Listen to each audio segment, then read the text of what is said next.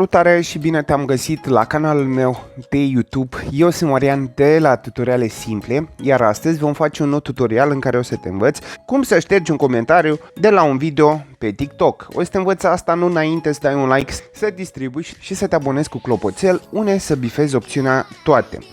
Ca să facem asta, bineînțeles, vom intra pe TikTok.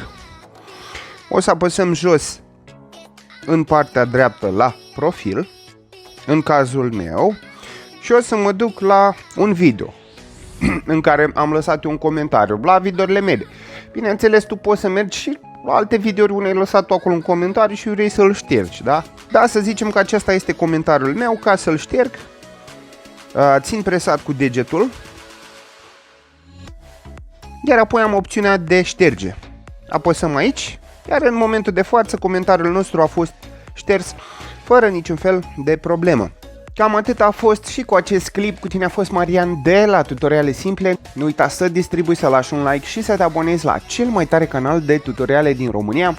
Nu uita să devii membru, deoarece mă ajută foarte mult, iar până data viitoare, numai bine și aveți grijă de voi!